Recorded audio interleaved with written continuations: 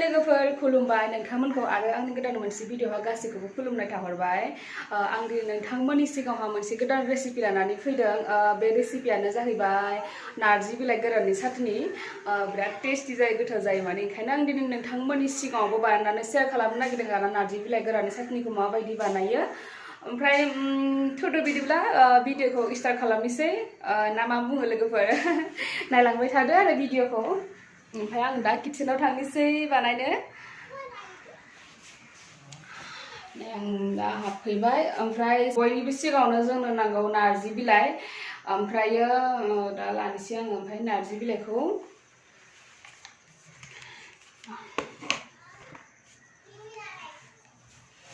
नैबे नारजि बिलाइ गोरान ओमफ्राय नैबेयावहा आङो दा दै एसे गरम खालामगोन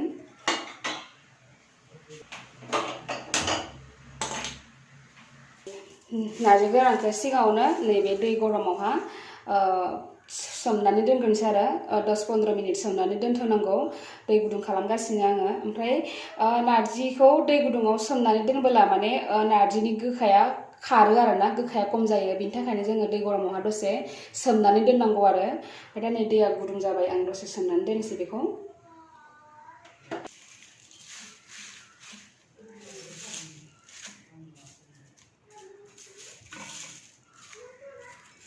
सोमनानै दोनबाय नै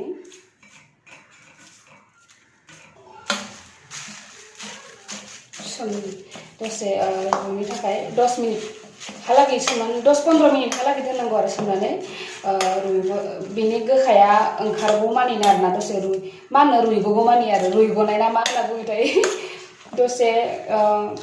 बिदि सोमनानै 10-15 मिनिट दोननांगौ आरो रुइगौगौ मानिनो इनि गोखाया ओंखारगौ मानिनो आरोना दसेबो दोननांगौ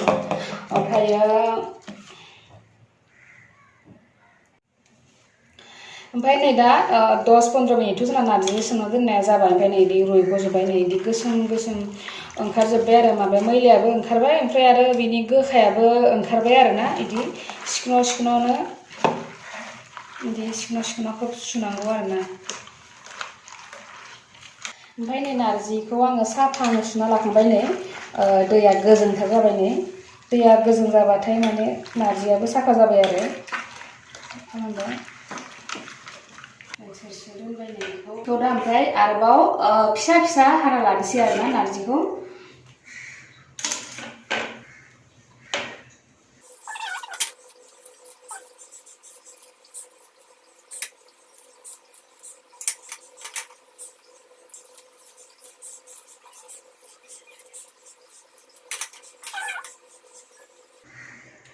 ओमफ्राय चाटनियाव होनो थाखाय नै आङो पियाज मोनसे लाबाय ओमफ्राय सामब्राम गुफुर फोरलानैसो ओमफ्राय हाइजें एसे ओमफ्राय बानलु बग्राखौ होदो आरो नै बानलु बग्राया एसे गोरलै गोरलैखाय आङो थाइनै लाबाय आरो आलुनिया बारा गैयैखाय ओमफ्राय बानलु बग्रा होबा माने टेस्टआ बारा जायो माने मोदोमनायजों गोथावसिन मोनो आरोना जानो बेनि थाखायनो आं माने बानलु बग्राखौ इउज खालामदों आरो ओरैनोथ' बानलु गोथांबो होनो हायो ओमफ्राय दा बेखौ आङो इयावहा फिसा फिसा हानानै होनांगौ आरोना बिदि पियाजखौ ओरै फिसा फिसा हानानै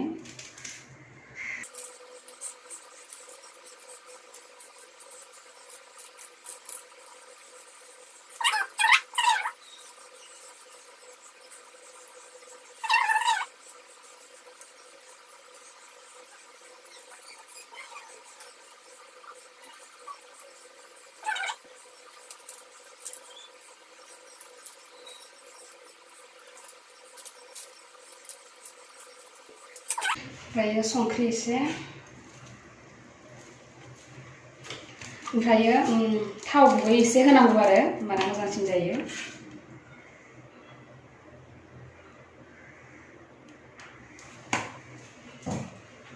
ओमफ्राय बेखौ मोजाङैनो मिक्स खालामनांगौ आरो ओरै सिफ्लेनांगौ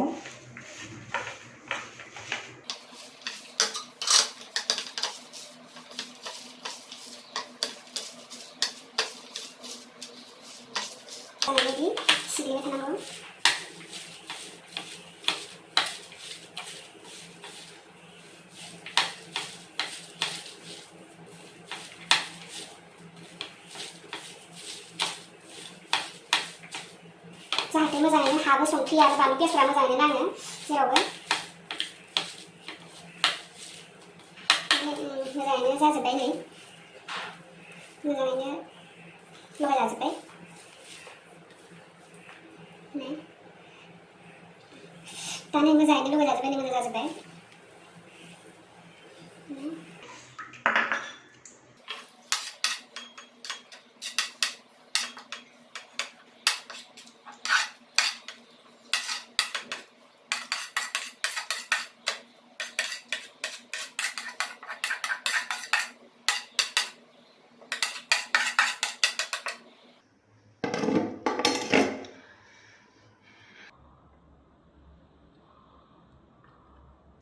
So लोगोफोर आंनि नारजि चाटनि बानायनाया रेडि जाबाय नोंथांमोना नायनानै माबोरै मोनखो आंनि भिडिअखौ जुदि नोंथांमोना आंनि भिडिअखौ नायनानै मोजां मोनदोंब्ला आंनि भिडिअखौ लाइक शेयार खालामनो दाबाव आरो जुरुर कमेन्ट हरनो दाबाव माबायदि मोनदों थेंक इउ नेक्स्ट भिडिअ लोगो मोनलायसिगोन बाय बाय